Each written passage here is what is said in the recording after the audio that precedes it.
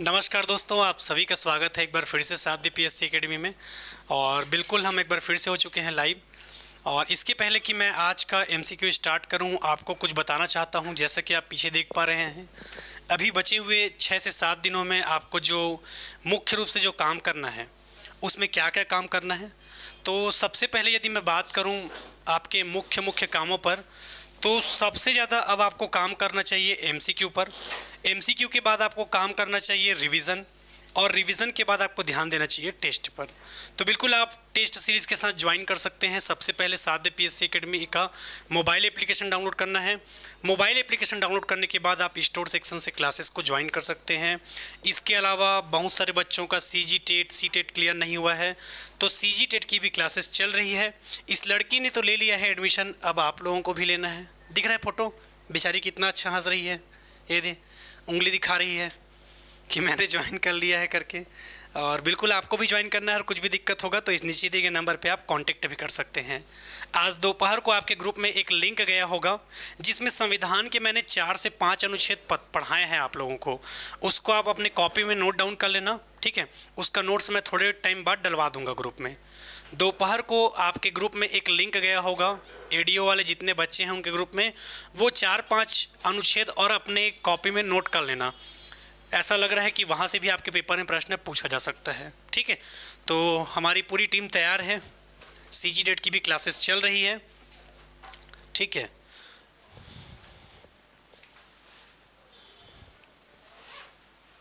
एला जानतो नहीं जी तुम ना ऑनलाइन जानते हो कि नहीं जानो एला? हाँ ठीक है, कोई बात नहीं, नहीं देख पाए तो लेकिन देख लेना। इसको जानते हो कि नहीं जानते, पीछे खड़ा है उसको, ठीक है। चलो,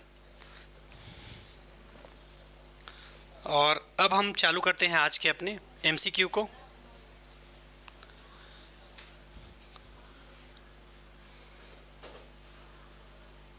आएगा आएगा, बनेगा, टेंशन मत लो, बस केवल आप लोग रिवीजन करते रहिए, ठीक है। चलिए आज के पहले प्रश्न की ओर बढ़ते हैं। पहला प्रश्न क्या कह रहा है, आओ जरा हम देखते हैं।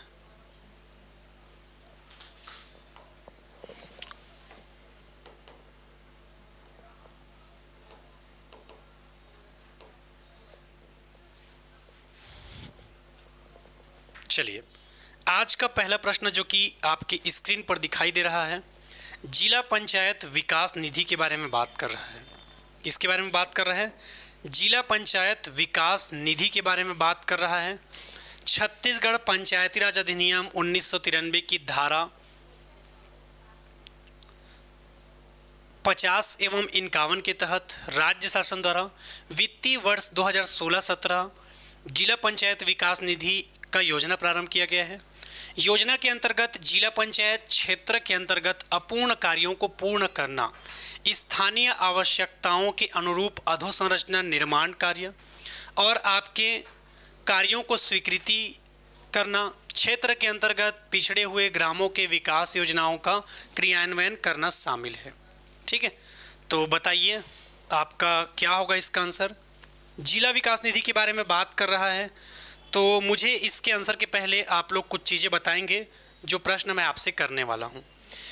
अभी कुछ दिन पहले मैंने आपको बताया भी था कि यहाँ से आपके पेपर में प्रश्न बन सकता है करके। अरे यार, ठीक है। सबसे पहले मैंने एक दिन क्लास में आपको पढ़ाया था पंचायत सशक्तिकरण योजना। कब आया था बताओ तो कमेंट करके।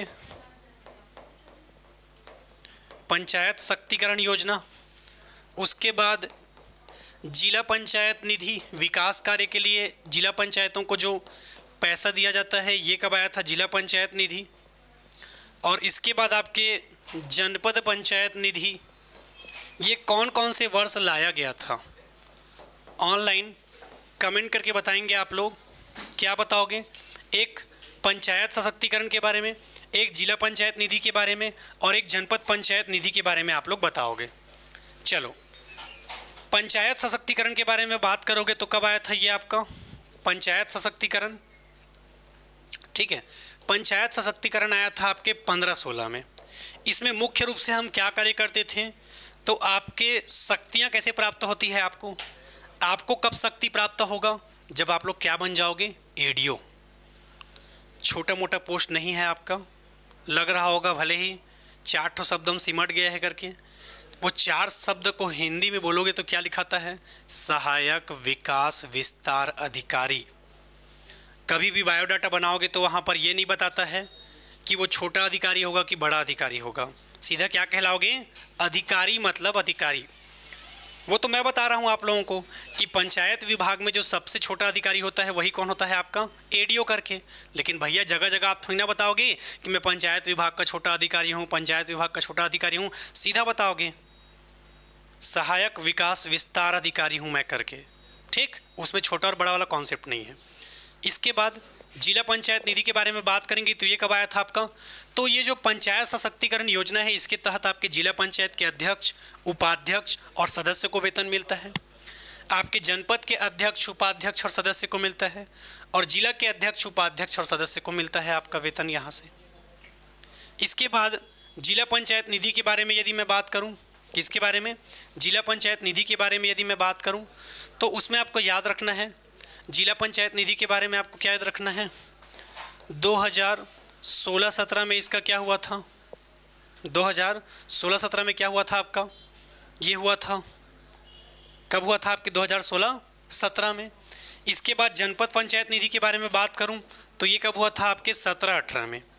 ये 16-17 और 17-18 में आपका क्या होता था? विकास काम के लिए क्या दिया जाता था? पैसा। क्या दिया जाता था? पैसा। और अगर इतना आपको बेसिक पता है तो ऐसे कूट वाले प्रश्न फिर आपसे बन जाएंगे। प्रश्न क्या कह रहा है देखो, जिला पंचायत विकास निधि धारा 50 एवं 51 के तहत राज्य शासन के द्वारा वित्तीय वर्ष 2016-17 में जिला पंचायत विकास निधि योजना प्रारंभ की गई थी। दूसरा, योजना के अंतर्गत जिला पंचायत क्षेत्र के अंतर्गत अपूर्ण कार्यों को पूर्ण करना,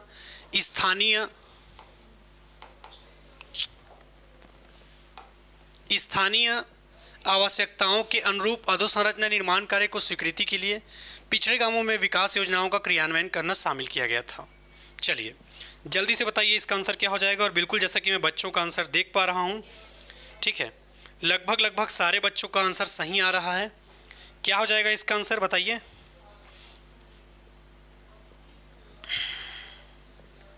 ठीक, याद रखना है जिला पंचायत विकास निधि यहाँ पर तो लिखा हुआ है आपका, तो ये कब हुआ था आपके? 2016-17 में।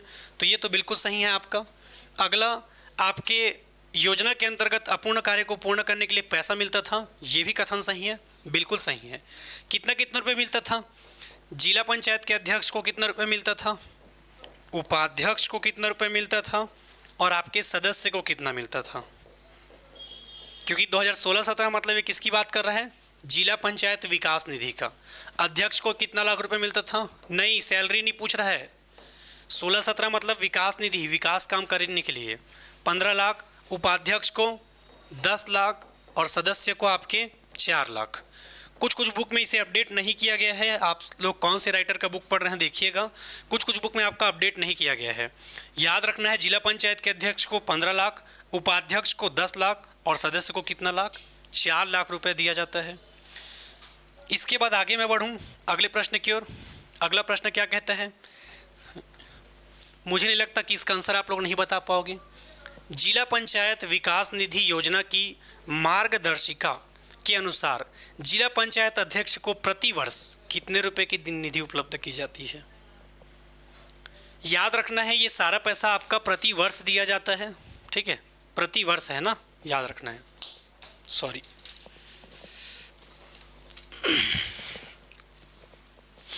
प्रति वर्ष कह रहा है। 10 लाख किसको देते हैं हम लोग? उपाध्यक्ष को, जिला पंचायत के। 15 लाख किसको देते हो? अध्यक्ष को। और 4 लाख किसको देते हो? सदस्य को। ठीक है, तो बिल्कुल आपका आंसर क्या हो जाएगा? प्रश्न क्या पूछा है? जिला पंचायत के अध्यक्ष का पूछा है, तो आंसर क्या हो जाएगा आपका? बी हो जाएगा। अगला प्रश्न की ओर बढ़ते हैं हम। अगला प्रश्न, जनपद पंचायत विकास निधि योजना कब से प्रारंभ हुई है? टेंशन नहीं लेना है, केवल और केवल पूरा फोकस कहाँ पर करना है? रिवीजन पर। इतना ज़्यादा रिवीजन करना है कि आपको पेपर का भय ही ना हो। कब पेपर है, क्या पेपर है, बिल्कुल ध्यान मत जाए। डर क्या होता है उधर ध्यान ही मत जाए। पूरा फोकस कहाँ पर रखना है? पूरा फोकस आपको प्रॉब्लम पर नहीं बल्कि किस में रखना है? सॉल्यूशन पर। किस में रखोगे? सॉल्यूशन में। ज़िंदगी में प्रॉब्लम की कमी है क्या जो और प्रॉब्लम को आमंत्रित कर रहे हो? पूरा फोकस आपका होना चाहिए सॉल्यूशन पे। बिल्कुल ध्यान नहीं देना है मेरा क्या बनेगा, कैसे बनेगा, कितना नंबर आएगा। केवल और केवल क्या करना है? Revision revision revision, MCQ MCQ MCQ और टेस्ट टेस्ट और टेस्ट। ये तीन ही दोस्त रहेंगे अपने आपके अगले 8-9 दिन तक। इसके अलावा कोई भी आपका दोस्त नहीं होगा। ठीक, इतना ही काम करना है। जनपद पंचायत विकास निधि की बात कर रहा है तो 16-17 में आपका क्या हुआ था? ये तो जिला पंचायत विकास निधि है। और 17-18 में आपका क्या हुआ था? जनपद पंचायत विकास निधि। जनपद पंचायत विकास निधि के अंतर्गत कितना कितना रुपए मिलता है पैसा बताओ तो? यदि हम बात करें अध्यक्ष का तो अध्यक्ष को कितना रुपए मिलता है? यदि मैं बात करूं उपाध्यक्ष को तो उपाध्यक्ष को कितना रुपए मिलता है? यदि मैं बात करूं सदस्य को तो सदस्य को कितना रुपए मिलता है बताइए। चलिए अध्यक्ष की बात करूं तो अध्यक्ष को कितना रुपए मिलता है? 5 लाख रुपए। उपाध्यक्ष को 3 लाख रुपए। और आपके सदस्य को कितना मिलता है? तो याद रखना है 2 लाख रुपए। ठीक, याद रखना है अध्यक्ष को 5 लाख रुपए, उपाध्यक्ष को 3 लाख रुपए और सदस्य को 2 लाख रुपए। क्लियर यहाँ तक? और कब मिला था? 17-18 में। कंफ्यूज मत होना। 15-16 में आपका क्या हुआ था? पंचायत सशक्तिकरण, जिसमें पूरा हम क्या देते थे? सैलरी। क्या देते थे? सैलरी। ग्राम पंचायत, जनपद पंचायत और जिला पंचायत को। 16-17 में किसको पैसा मिला विकास काम के लिए? जिला पंचायत को। और 17-18 में आपके जनपद पंचायत को।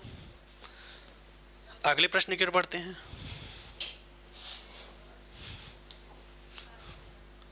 प्रश्न क्यों बन रहा है आप लोगों से पता है? क्योंकि आप लोग क्या किए हो? रिवीजन। अगर रिवीजन नहीं करते तो ये सारा प्रश्न नहीं बनता। भले ही नॉर्मल दिख रहा है, छोटा सा दिख रहा है, डाटा पता ही नहीं है कहाँ से बना डालोगे। और बिल्कुल जितने भी विद्यार्थी जुड़ गए हैं सभी लाइक करते हुए चलेंगे। और हमारा नया चैनल जल्द ही आप सबके सामने उपलब्ध होने वाला है। साध्य पीएससी एकेडमी करके हमारा नया चैनल आएगा जिसमें हम महामैराथन की क्लास लेंगे। ठीक है, तो बिल्कुल आप सभी तैयार हो जाइए महामैराथन की इस क्लास के लिए जो आपके नए चैनल साध्य पीएससी एकेडमी में होगा। जिला पंचायत विकास निधि। जिला पंचायत विकास निधि कब आया था जी? ये 17-18 में। चूंकि ये पूछ रहा है जनपद पंचायत के अध्यक्ष का 3 लाख किसका होता है? आपके उपाध्यक्ष का होता है 3 लाख। और 2 लाख किसका होता है?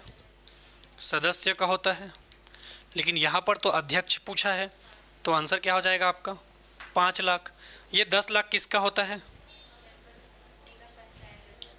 नहीं, उसका 15 लाख है जी। हाँ, वैसी मत करना पेपर में।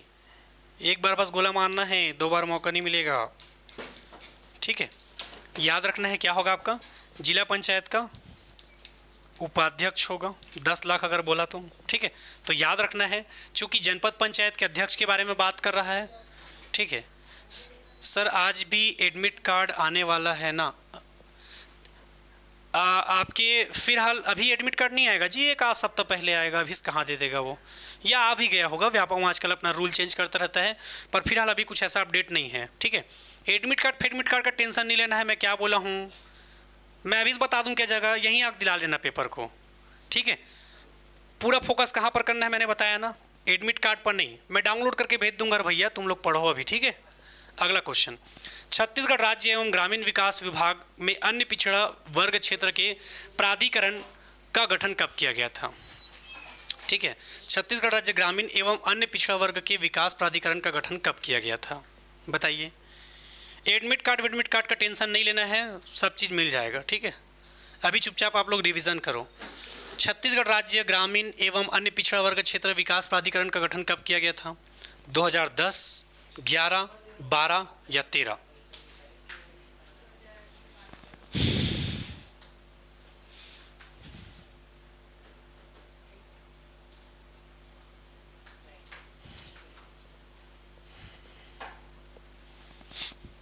कैसे गलत आंसर दे रहे हो जी सब लोग?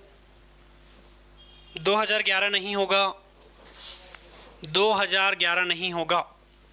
अच्छे से पढ़ो क्वेश्चन को, 2011 नहीं होगा।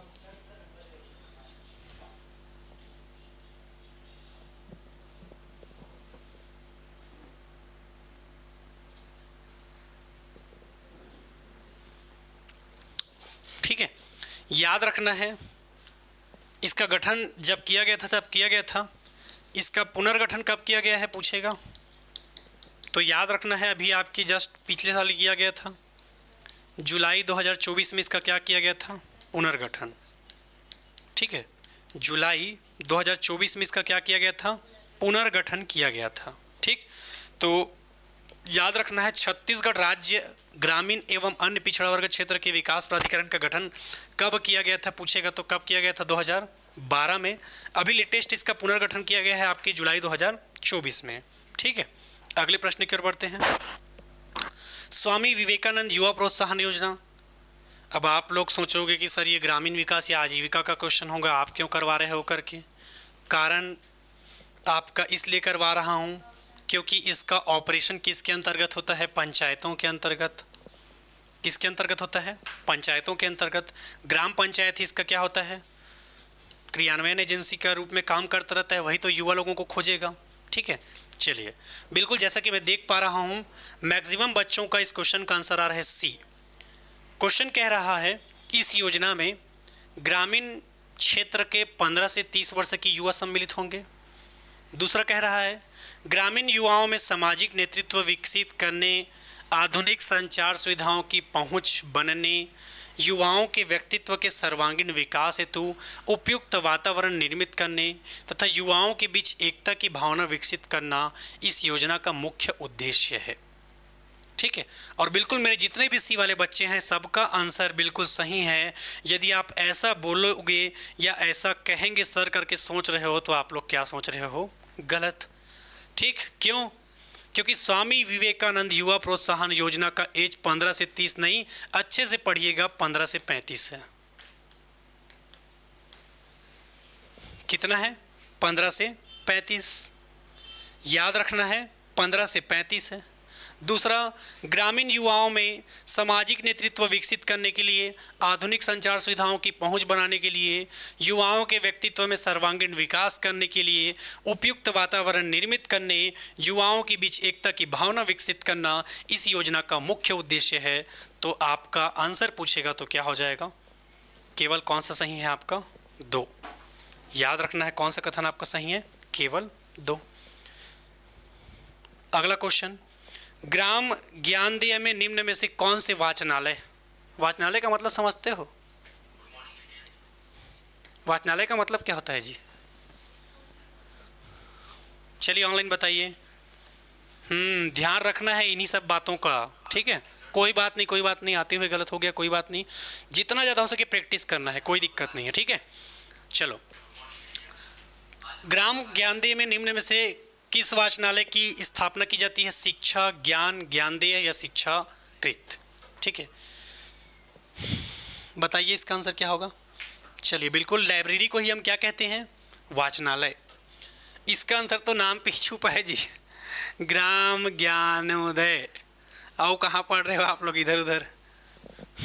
ठीक है, बहुत सारे क्वेश्चन ऐसे रहेंगे जिसका आंसर किस में रहेगा? आपका क्वेश्चन में ही रहेगा। अगला, कितने ज्ञानोदय वाचनालय की स्थापना किया गया है? कितने आपके ग्राम पंचायतों में? एक प्रकार से आपका लाइब्रेरी है। ठीक है, एक प्रकार से आपका लाइब्रेरी। ज्ञानोदय वाचनालय की स्थापना कितने ग्राम पंचायत में की जा रही है? ठीक है, तो याद रखना है आपका क्या हो जाएगा? 833। कितने ग्राम पंचायतों में? तो याद रखना है आपके 833 ग्राम पंचायतों में क्या किया गया है? स्थापना किया गया है। अगला, ग्रामीण संपर्क प्रशिक्षण एवं अनुसंधान केंद्र की स्थापना कब हुई थी? क्या पूछ रहा है आपसे? ग्रामीण संपर्क प्रशिक्षण एवं अनुसंधान केंद्र की स्थापना कब हुई है? 2012 में, 2013 में, 2014 में या 2015 में? चलिए बताइए इसका आंसर क्या हो जाएगा।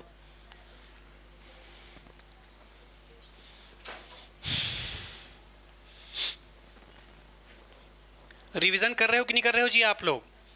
कुछ भी डाउट रहता है ना टेलीग्राम में भेज दिया करो, ठीक है। अगले 10 दिन तक मेरा 24 घंटा आप लोगों को समर्पित। अब 24 ही घंटा होता है, 26 नहीं होता, वरना 26 भी दे देता, ठीक है। अगले 8 से 10 दिन 24 घंटे में आपके लिए समर्पित हूँ। कभी भी कुछ भी डाउट रहेगा एनीथिंग भेज देना। कुछ भी समझ नहीं आएगा, सर इसको क्या पढ़ना है, इसको क्या पढ़ना है, इसको क्या पढ़ना है, ये समझ नहीं आएगा तो इसको भी भेज देना, ठीक। टेंशन नहीं लेना है, केवल रिवीजन करिए। कुछ भी समस्या होगा तो मुझे भेज देना टेलीग्राम पे। टेलीग्राम का नंबर है आप लोगों के पास। ग्रामीण प्रशिक्षण एवं अनुसंधान केंद्र की स्थापना तो याद रखना है कब से, 2014 से। कब से आपका, तो याद रखना है 2014 से। अगले प्रश्न की ओर बढ़ते हैं हम। अगला प्रश्न क्या होगा? ठाकुर प्यारेलाल राज्य पंचायत एवं ग्रामीण विकास संस्थान निमोरा। रायपुर जाओगे ना तो आपको मिलेगा ये रास्ते में। अभनपुर से होते हुए जब रायपुर जाओगे तो आपको ये जगह मिलेगा। व्यवस्था है क्या जी? ऑर्डर दे दो तो, हेलो उसको दे दो, ठीक है। चलो, ठाकुर प्यारेलाल राज्य पंचायत एवं ग्रामीण विकास विभाग, जो कि आपके निमोरा, कहाँ पर है आपके निमोरा? आपके रायपुर में। 2002, 2004, 2005 या 6, तो याद रखना है ये आपका कहाँ पर स्थापना किया गया है? 2005 में। कब किया गया है? 2005। अगले प्रश्न की ओर बढ़ते हैं। अगला प्रश्न क्या है? यदि पंचायत और छावनी बोर्ड के मध्य, यदि पंचायत और छावनी बोर्ड के मध्य विवाद हो तो अंतिम निर्णय कौन करेगा? इसका धारा बताइए। धारा बताओ।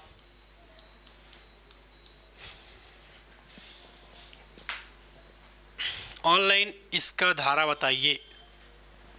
इंपॉर्टेंट है, पेपर में बार बार प्रश्न पूछता है। धारा कौन सा है आपका? 90। धारा कौन सा है आपका? 90। यदि पंचायत और छावनी बोर्ड के मध्य विवाद हो तो अंतिम निर्णय कौन लेगा?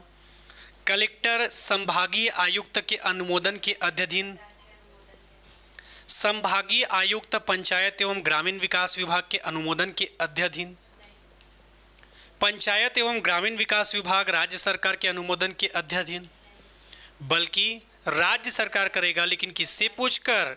केंद्र सरकार के अनुमोदन से, ठीक। अगले प्रश्न की ओर बढ़ते हैं। अगला प्रश्न क्या है? कौन सा कथन सही है? ध्यान से पढ़िए और बताइए।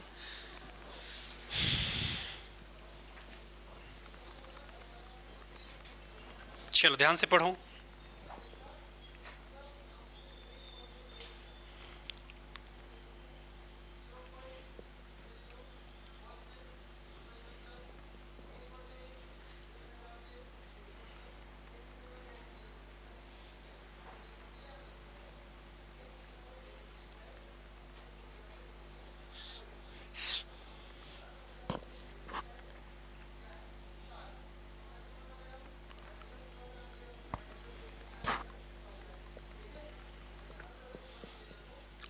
चलिए, क्वेश्चन क्या कह रहा है? जहां विहित प्राधिकारी की यह राय हो कि कोई व्यक्ति पंचायत का कोई अभिलेख या वस्तुओं या धन अपनी अभिरक्षा से अभिद्रीकृत रूप से रखे हुए, तो वह लिखित आदेश द्वारा यह अपेक्षा कर सकता है।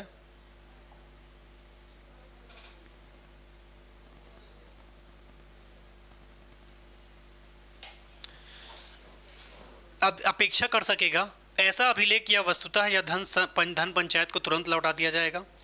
यदि कोई व्यक्ति निर्देशित किए गए अनुसार अभिलेख या वस्तुएं परिदत्त नहीं करता है या धन का संदाय नहीं करता है या ऐसा करने से इनकार करता है, तो विहित प्राधिकारी उसे गिरफ्तार करके उसे वारंट के साथ सिविल जज में 60 दिन से अधिक ना होने वाली कालावधि के लिए भेजेगा। 60 दिन नहीं, आपका 6 महीना है। कोई ऐसा व्यक्ति जिसके विरुद्ध इस धारा के अधीन कोई कार्यवाही की जाती है, ऐसी कार्यवाही आरंभ की जाने की अवधि से किसी पंचायत का सदस्य होने के लिए निर्धारित होगा। चलिए बताइए इसका आंसर क्या होगा?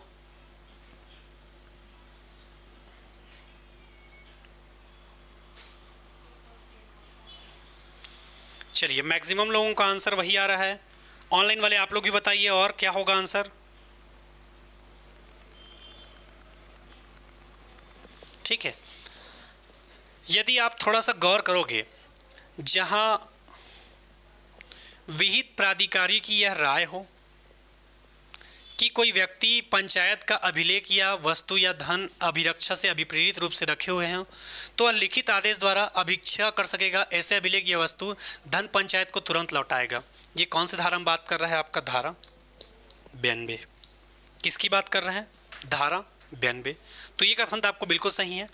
यदि कोई व्यक्ति निर्देशित किए गए अनुसार अभिलेख या वस्तुएं परिदत्त नहीं करता है या धन का संदाय नहीं करता है या करने से इनकार करता है, तो विहित प्राधिकारी।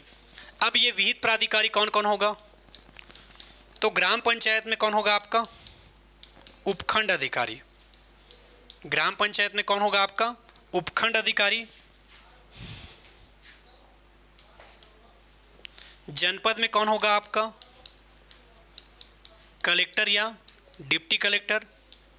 और जिला में कौन होगा आपका? कलेक्टर। ठीक, याद रखना है। और यहाँ पर 60 दिन नहीं बल्कि 6 माह के लिए। तो ये दूसरा कथन तो आपका गलत है। कोई ऐसा व्यक्ति जिसके विरुद्ध इस धारा के अधीन क्या चीज? सर जेल तो 30 दिन का होता है ना। हाँ ठीक है, जेल आपका 30 दिन का ही होगा, पर यहाँ पर जो इनकार करने की बात कर रहे हैं सिविल जज के, उसके बारे में बात कर रहा है। ठीक है, तो आपके कोई जाने की कालावधि किसी ग्राम पंचायत सदस्य होने के लिए निर्धारित होगा, ये भी आपका गलत है, क्योंकि कथन सही क्या है पूछा है। ठीक है, तो आंसर आपका क्या हो जाएगा? इसका आंसर केवल एक।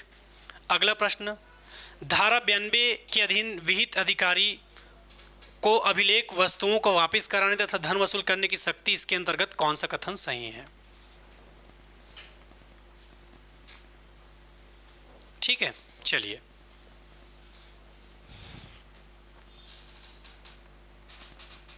अगला क्वेश्चन ध्यान से पढ़िए और बताइए। दिख रहा है कि नहीं दिख रहा है जी क्वेश्चन? ऑनलाइन क्वेश्चन दिख रहा है कि नहीं दिख रहा है आप लोगों को?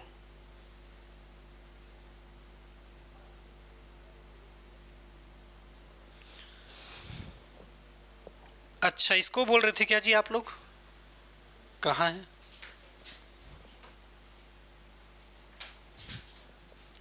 इसको बोल रहे थे ना, सिविल जज वाला?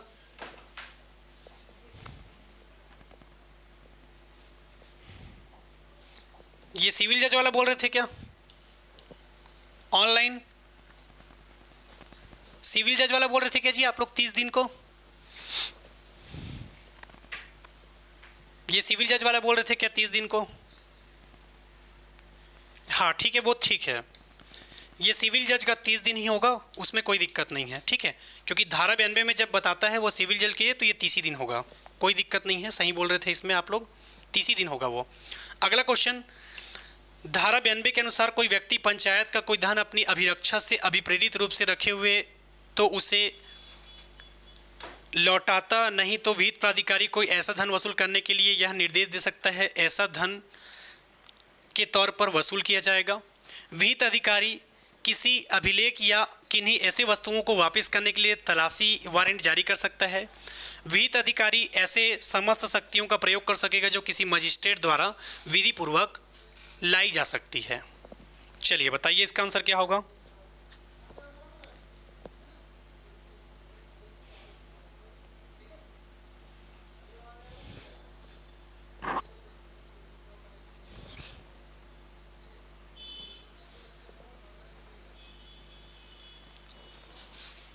चलिए इसका आंसर क्या हो जाएगा?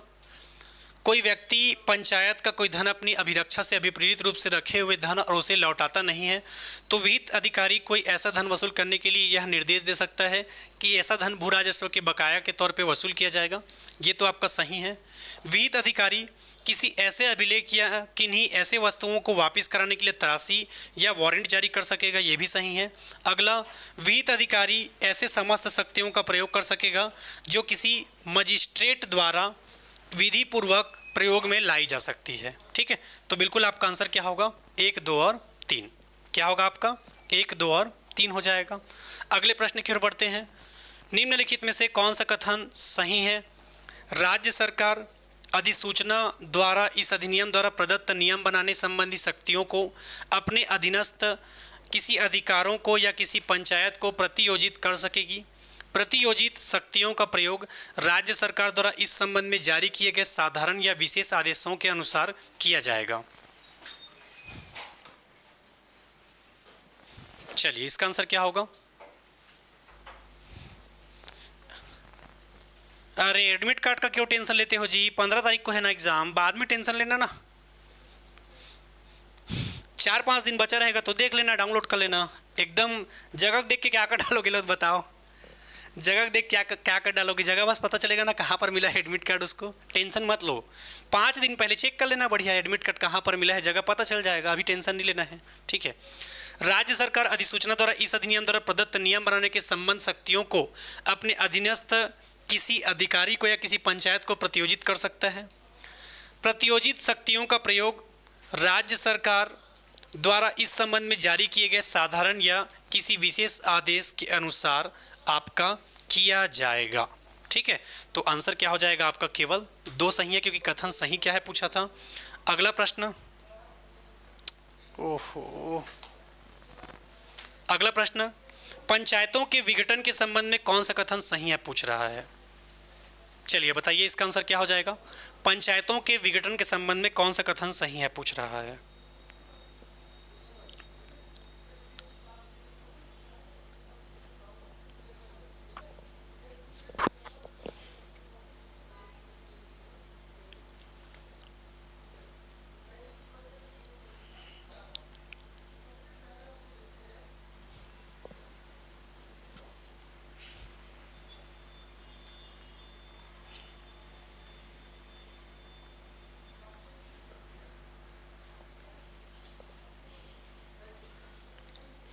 चलिए, पहला आपका कह रहा है विघटन का कोई आदेश तब तक पारित नहीं किया जाएगा जब तक पंचायत को अपना स्पष्टीकरण देने के लिए युक्त अवसर न दे दिया जाए। ये तो सही है आपका। स्पष्टीकरण मांगने की सूचना यथास्थिति ग्राम पंचायत, जनपद पंचायत, जिला पंचायत के सरपंच या अध्यक्ष को संबोधित किया जाएगा, ये भी सही है। सूचना के संबंध में पंचायत का उत्तर पंचायत के संकल्प द्वारा समर्पित होगा, ये भी सही है। तो आंसर क्या हो जाएगा आपका? 1, 2 और 3। क्या हो जाएगा आपका? 1, 2 और 3। अगला प्रश्न, निम्न में से कौन सा कथन सही है? ऑप्शन दिया हुआ है, राज्य सरकार समय समय पर अपने किन्हीं अधिकारियों द्वारा किसी पंचायत की जांच करवा सकता है, बिल्कुल सही है आपका। अगला, जिले का कलेक्टर किसी ग्राम पंचायत के कार्यकलापों की जांच ऐसे शासकीय अधिकारी से करा सकेगा जो द्वितीय श्रेणी से निम्न श्रेणी का ना हो। याद रखना है, जिले का कलेक्टर किसी ग्राम पंचायत के कार्यकलापों की जांच शासकीय अधिकारी से करवाएगा जो किस श्रेणी से कम का ना हो, द्वितीय श्रेणी से कम का ना हो। ये भी आपका सही है। अगला क्वेश्चन, संचालक पंचायत किसी जनपद और जिला पंचायत के कार्यकलापों की जांच ऐसे शासकीय अधिकारी से करा सकेगा जो प्रथम श्रेणी से निम्न श्रेणी का ना हो। ये कथन आपका गलत है। याद रखना है, केवल 1 और 2 सही है। संचालक पंचायत अलग से प्रथम श्रेणी से भी निम्न श्रेणी के का ना हो उससे नहीं करवा सकता। ऑलरेडी आपका कलेक्टर प्रथम श्रेणी का अधिकारी है और उसके नीचे आप खुद द्वितीय श्रेणी के अधिकारी से करवा रहे हो, तो आपका क्या हो जाएगा? 1 और 2 हो जाएगा आंसर, ठीक है। अगले प्रश्न की ओर बढ़ते हैं। अगला प्रश्न क्या है? निम्नलिखित में से कौन सा कथन सही है पूछ रहा है। चलिए, बिल्कुल लाइक करते हुए चलेंगे आप लोग, हमारा नया चैनल आने वाला है। अगला प्रश्न, निम्न में से कौन सा कथन सही है पूछ रहा है। पंचायत का प्रत्येक पंच, सदस्य, पदाधिकारी, अधिकारी या सेवक पंचायत के किसी धन या अन्य संपत्ति के किसी हानि, दुर्व्यय या दुरुपयोजन के लिए जिससे वह एक पक्ष रहा है या जो उसके द्वारा औचार के उसके कर्तव्य के प्रति घोर उपेक्षा के कारण हुई व्यक्तिगत रूप से दायी होगा,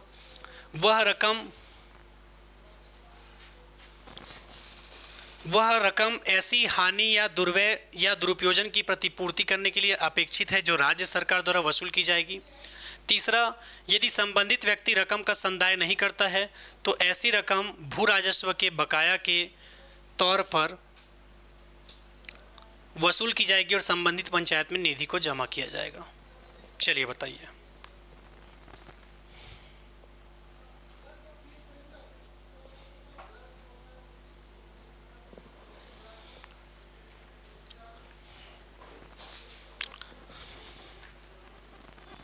हाँ, एक एक वर्ड का ही खेल है आपका। ग्राम पंचायत का प्रत्येक पंच आपका पदाधिकारी, अधिकारी या सेवक पंचायत के किसी धन या अन्य संपत्ति की ऐसी हानि, दुर्व्यय या दुरुपयोजन के लिए जिससे वह एक पक्ष में रह रहा है, जो उसके द्वारा अवचार के या उसके कर्तव्य के प्रति घोर उपेक्षा के कारण हुई है, या व्यक्तिगत रूप से दायी होगा, तो बिल्कुल सही है ये। दूसरा, वह रकम ऐसी हानि, दुर्व्यय या दुरुपयोजन की प्रतिपूर्ति करने के लिए अपेक्षित है जो राज्य सरकार द्वारा वसूल की जाएगी। यदि पंचायत व्यक्ति के रकम का संदाय नहीं करता है तो ऐसे रकम भू राजस्व के बकाया के तौर पर वसूल की जाएगी और संबंधित ग्राम पंचायत की निधि में क्या किया जाएगा? जमा किया जाएगा। तो आंसर क्या हो जाएगा आपका? 1 और 3। आंसर क्या हो जाएगा आपका? 1 और 3 आपका क्या है? सही है। अगला प्रश्न, दो पंचायतों के मध्य विवाद की दशा है। किसकी दशा है? विवाद की दशा में विवाद का निपटारा अंततः किसके द्वारा किया जाएगा? ऑप्शन ए कलेक्टर के द्वारा, ऑप्शन बी राज्य शासन के द्वारा, ऑप्शन बी अनुविभागीय अधिकारी के द्वारा, या ऑप्शन डी जिला पंचायत के द्वारा। चलिए बताइए। हाँ, नहीं,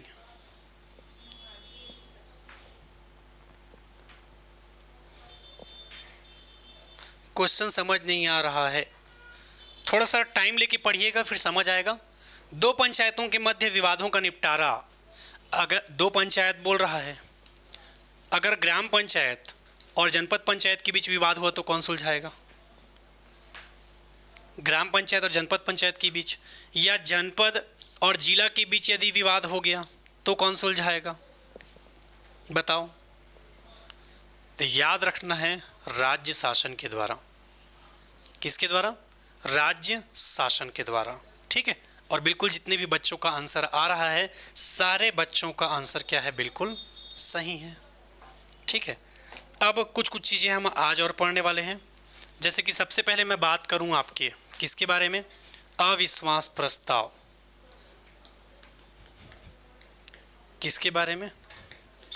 अविश्वास प्रस्ताव के बारे में यदि बात करूं, ठीक है, तो अविश्वास प्रस्ताव के लिए हम धारा कौन कौन सा पढ़ते हैं जी? धारा 21, धारा 28 और धारा आपका 35। ठीक। धारा 21 किसके बारे में बात करता है? ग्राम पंचायत, 28 आपका जनपद और 35 आपका जिला पंचायत। अगर अविश्वास प्रस्ताव होता है ग्राम पंचायत में तो इसकी बैठक की अध्यक्षता कौन करता है? आपका नायब तहसीलदार। कौन करता है? आपका नायब तहसीलदार। जनपद का कौन करता है? डिप्टी कलेक्टर या इसके समकक्ष। और आपके जिला में कलेक्टर या इसके समकक्ष अधिकारी क्या करता है? इस बैठक की क्या करता है? अध्यक्षता। याद रखना है, यदि पेपर में पूछा जाएगा, धारा 21 किसके बारे में बात करता है? ग्राम पंचायत। 28 किसके बारे में बात करता है? जनपद। और 35 किसके बारे में बात करता है? जिला। सर पिकासो के बुक में 1995 के तहत धारा पूछा है। मंजू जी, हमने ऑलरेडी पढ़ लिया है, टेंशन मत लो। जो आपका निर्वाचन वाला टॉपिक नहीं है जी, निर्वाचन वाला टॉपिक जी। मैं कुछ बच्चों को बोला भी था, पता नहीं किसी बच्चे का मैसेज आया था मुझे टेलीग्राम में, तो ये जो निर्वाचन वाला टॉपिक है ना आपका,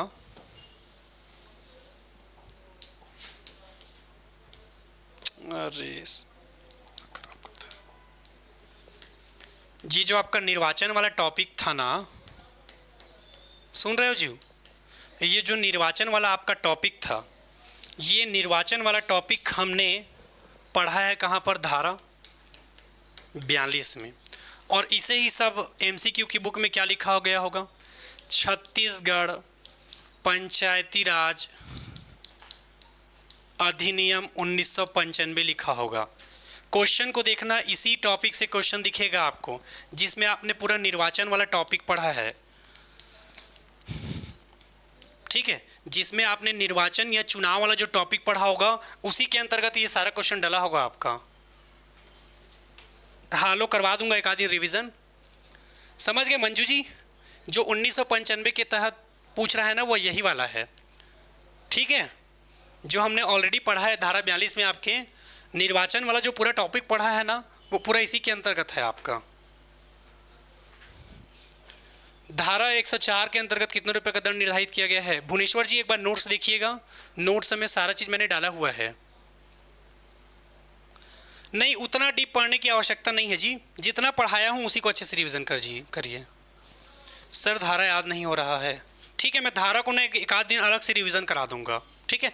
एमसीक्यू की क्लास में नहीं, कभी एक आध दिन रिवीजन करवा दूंगा।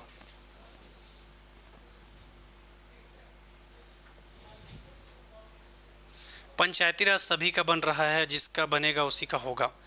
बस एक चीज याद रखना, जो क्वेश्चन आपसे नहीं बनेगा ना, वो किसी से नहीं बनेगा, टेंशन मत लेना।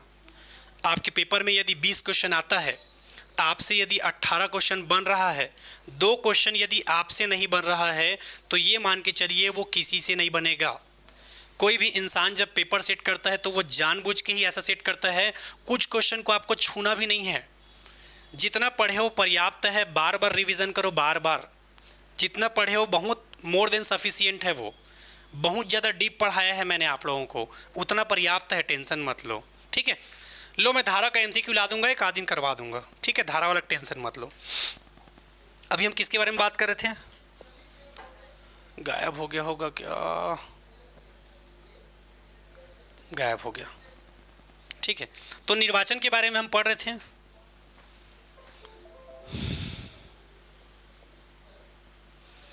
धारा 2 में कितने प्रकार का परिभाषा है? 32 प्रकार का है, याद रखना है। हाँ ठीक है, बता दूंगा।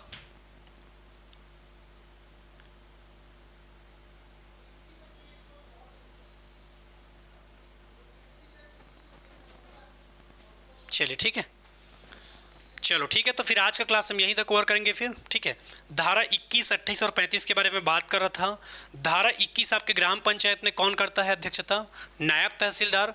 जनपद पंचायत धारा 28 में आपका डिप्टी कलेक्टर या समकक्ष अधिकारी, और धारा 35 में आपका कलेक्टर या समकक्ष अधिकारी करता है।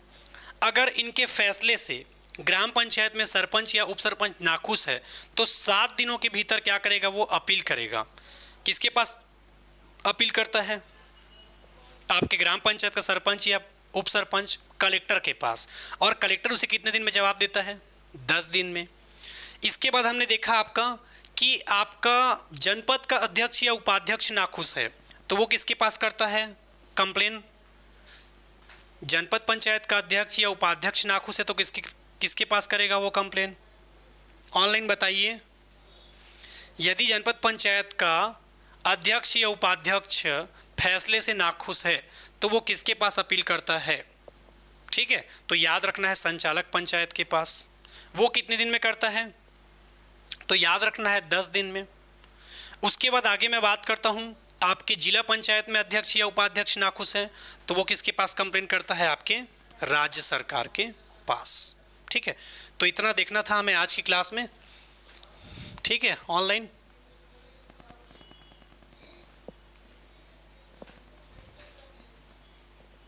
और जाते जाते एक बार फिर से बना देता हूं आप लोगों को। पूरा फोकस अभी किस पर करना है? रिवीजन, एमसीक्यू और टेस्ट, ये 3 चीज हो गया। इसके अलावा यदि मैं आपसे बताना चाहूं, जो बच्चे सीजी टेट की तैयारी करना चाहते हैं बिल्कुल कर सकते हैं। साध्य पीएससी एकेडमी के माध्यम से कंटिन्यू क्लासेस चल रही है। सबसे पहले आपको साध्य पीएससी एकेडमी का क्या डाउनलोड करना होगा? मोबाइल एप्लीकेशन डाउनलोड करना होगा, और मोबाइल एप्लीकेशन डाउनलोड करने के बाद आप स्टोर सेक्शन से बिल्कुल क्लासेस को ज्वाइन कर सकते हैं। कुछ भी दिक्कत होगा तो इस नीचे दिए गए नंबर पे कांटेक्ट कर सकते हैं। ठीक है, और बचे हुए 6-7 दिन पूरा आप लोगों को समर्पित है। किसी भी प्रकार से कुछ भी दिक्कत होगा, एनीथिंग, टेलीग्राम का नंबर है। चूँकि मैं व्हाट्सअप नहीं चलाता इसीलिए मैंने संस्था का जो टेलीग्राम नंबर है वो आपको दिया है, क्योंकि उसको मैंने रखा हुआ है अभी आप लोगों के एग्ज़ाम तक, एडीओ वालों के लिए। तो 24 घंटे कभी भी मैसेज करना रहेगा, फालतू मैसेज नहीं। कुछ क्वेश्चन में डाउट रहेगा, और ज़बरदस्ती भी डाउट नहीं भाई, है ना, ज़बरदस्ती का डाउट नहीं पूछना है, वाकई में जो दिक्कत रहेगा उसमें, ठीक है। बिल्कुल दे सकते हो टेस्ट, कोई दिक्कत नहीं है।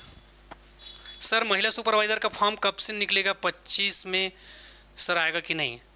उम्मीद है कि आएगा, फिलहाल अभी कुछ ऐसा घोषणा नहीं किया गया है तो कुछ नहीं बोल सकता। और बिल्कुल जाने से पहले आप लोग लाइक, शेयर और सब्सक्राइब कर देंगे। जल्द ही हमारा नया चैनल आने वाला है जिसका नाम रहेगा साध्य पीएससी एकेडमी, ठीक है। और आपके ग्रुप में मेरे ख्याल से शेयर भी कर दिया होगा, तो बिल्कुल आप लोग लाइक, शेयर और सब्सक्राइब कर देना, वहीं से क्लासेस हमारा संचालित होगा, ठीक है। चलिए, तो फिर से मुलाकात होगा आप सबसे, तब तक के लिए धन्यवाद, ठीक है। चलिए।